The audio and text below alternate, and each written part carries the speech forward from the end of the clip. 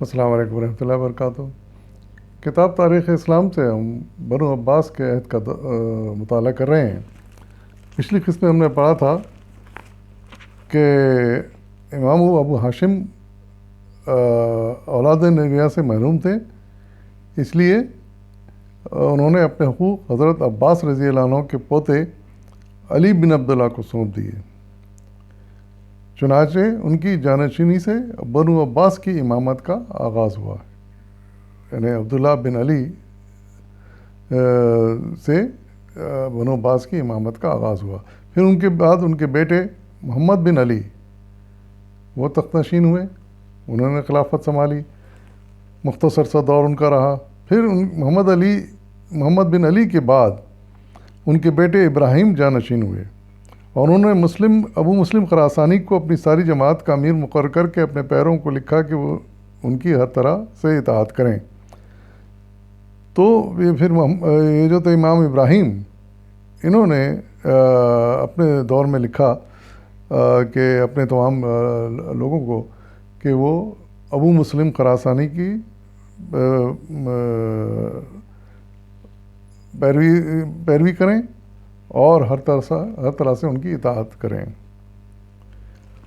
پھر اسی اثنا میں خلیفہ مروان ثانی پر یہ راز کھلا کہ اہل بیت کی اس تحریک کی قیادت امام ابراہیم کر رہے ہیں۔ چنانچہ اس نے انہیں گرفتار کرا کے قید کر دیا اور بعد میں مروا ڈالا۔ گرفتاری سے پہلے انہوں نے اپنے بھائی ابو العباس کو وصی مقرر کیا۔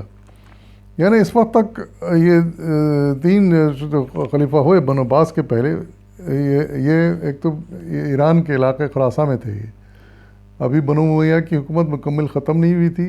آخری خلیفہ جو تھے بنو امیہ کے مروان ثانی، یہ بھی زندہ تھے، لیکن ایران میں بنو عباس کی حکومت قائم ہو گئی تھی۔ اور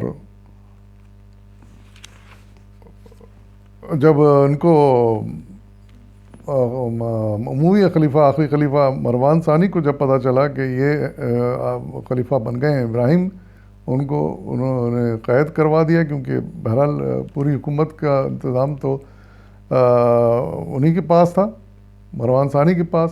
یہ ایک علیحدہ چھوٹی سی انہوں نے ریاست قائم کر لی تھی عباسیوں کی، تو انہوں نے ان کو گرفتار کر لیا ابراہیم کو، اور ان کو مروا ڈالا۔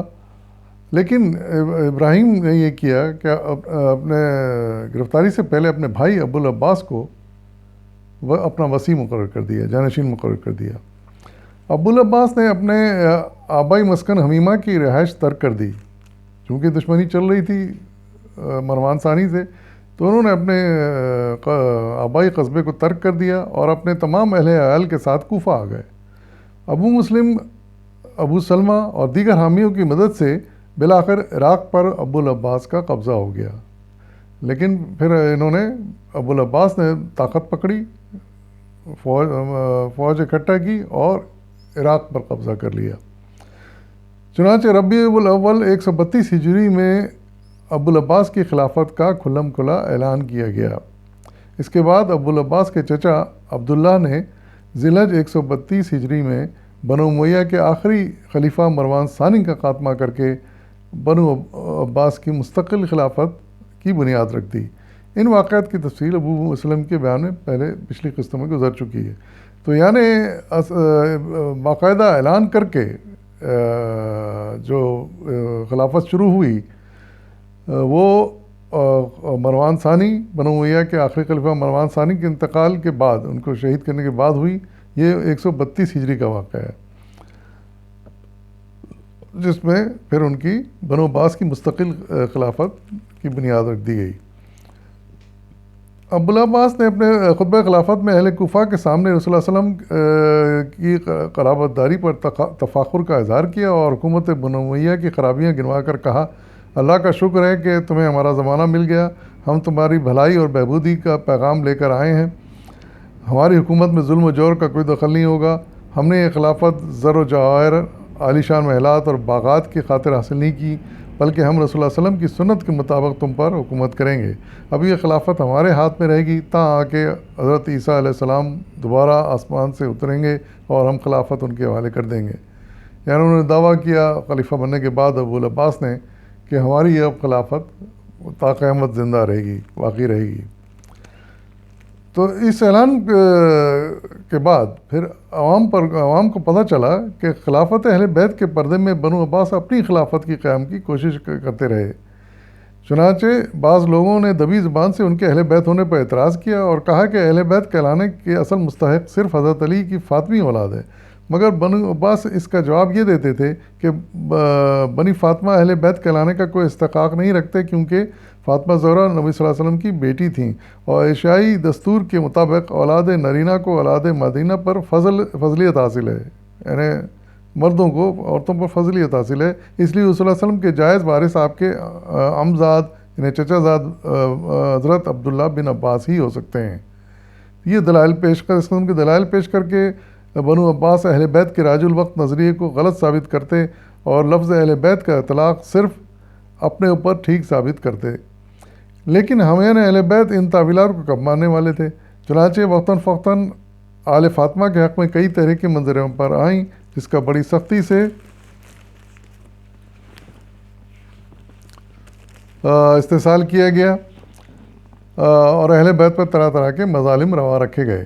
حقیقت یہ کہ خلافہ بنی عباس نے ایک بہت بڑی سیاسی چال سے حکومت حاصل کی اور دوران خلافت میں بھی اپنا اقتدار قائم رکھنے کے لیے ان سے کئی ایسے افعال سرزد ہوئے جو قابل اعتراض ہیں۔ انہوں نے بارہا احسان فراموشی اور بدعہدی سے کام لیا اور ایسے لوگوں کو تحت کرایا جو تخت و تاج حاصل کرنے میں ان کے معاون تھے۔ بنو امیہ کا تسلط ان کے فوجی طاقت کے باعث عمل میں آیا، لیکن بنو عباس نے سلطنت کے اصول اور قیام میں سیاسی تدابیر سے زیادہ کام لیا۔ تو بنو امیہ نے زیادہ تر فوجی طاقت سے اقتدار پر قبضہ کیا اور اس کو مضبوط بنایا، جبکہ بنو عباس نے فوجی طاقت سے زیادہ سیاست کا استعمال کیا اپنے خلافت کے قیام کے لیے۔ عباسی خلافت کی خصوصیات: بنو امیہ کی خلافت خالص عربی خلافت تھی اور ہر جگہ عرب پیش نظر آتے تھے۔ اس کی وجہ یہ تھی کہ شام ایک عربی علاقہ تھا جہاں عربی زبان بولی جاتی تھی، تو اس لیے خالص اس کو عربی خلافت کہا گیا ہے۔ مگر بنو عباس کے عہد میں اقتدار کی باغڈور عربوں کے تصور سے نکل کر اجمیوں میں منتقل ہو گئی۔ یعنی اجمی سے مراد غیر عربی ہیں، جس میں ایرانی اور ترکیوں کا شمار زیادہ ہوتا ہے۔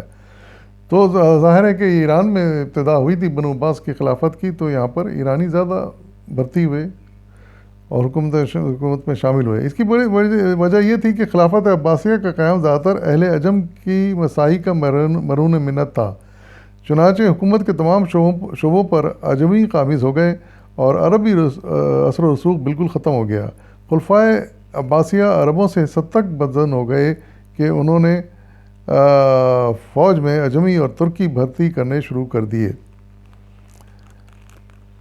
تو خلفائے عباسیہ جو تھے وہ عربوں سے بہت بدظن تھے، تو انہوں نے عجمی یعنی ایرانیوں اور ترکیوں کو بھرنا شروع کر دیا فوج میں۔ عباسی خاندان کے کم و بیش 500 برس تک خلافت میں متمکن رہا، اگرچہ اس دوران میں کئی ایک انقلابات ظہور پذیر ہوئے اور خلفاء کے اقتدار میں کمی بیشی ہوتی رہی، مگر بحیثیت مجموعی اس خاندان کی مرکزی حیثیت قائم رہی اور عالم اسلام کے بیشتر سلاطین و حکمران ان کی وفاداری کا دم بھرتے رہے۔ مذہبی، تمدنی اور سیاسی لحاظ سے اس دور کو تاریخ اسلام میں بڑی اہمیت حاصل ہے۔ تہذیب و معاشرت، صنعت و حرفت، علوم و فنون اور تجارت کی ترقی کے باعث دولت عباسیہ خاص طور پر ممتاز ہے۔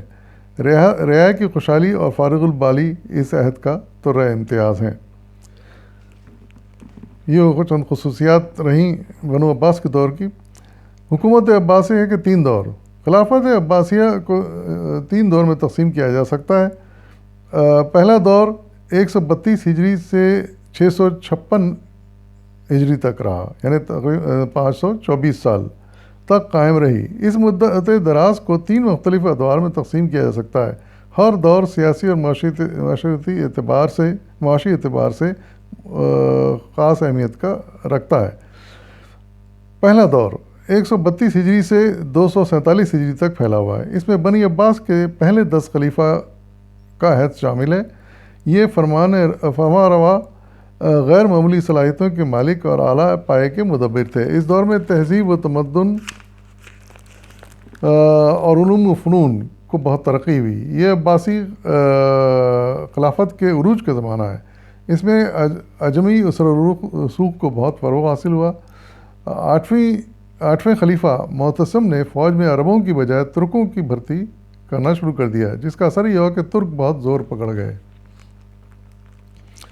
دوسرا دور 247 ہجری سے شروع ہو کر 200 سال تک جاری رہا۔ یہ انحطاط کا دور ہے۔ اس میں خلفاء بالعموم کمزور رہے اور سلطنت کا سار و کاروبار امیر الامراء کی مرضی منشا کے مطابق ہوتا رہا، یعنی خلیفہ سے زیادہ ان کے نائب حاکم جو تھے، وزیر وغیرہ، یہ وہ انہوں نے زیادہ زور پکڑا اور حکومت پہ زیادہ ان کا قبضہ رہا، اور خلیفہ کچھ کمزور ہو گئے اس دور میں۔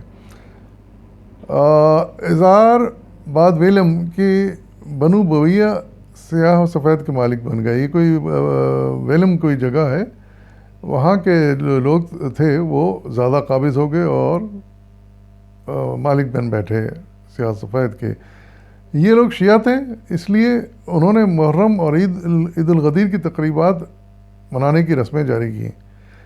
447 ہجری میں سلجوقیوں نے بغداد میں داخل ہو کر ویلمی اقتدار کا خاتمہ کر دیا، یعنی ویلمی اقتدار، ویلم کا جو علاقہ تھا، ان لوگوں کا جو اقتدار کچھ عرصے کے لیے قائم ہوا، یہ سلجوقیوں کے جب بغداد میں داخل ہوئے سلجوقی 447 ہجری میں، انہوں نے اس ویلمی اقتدار کا خاتمہ کر دیا۔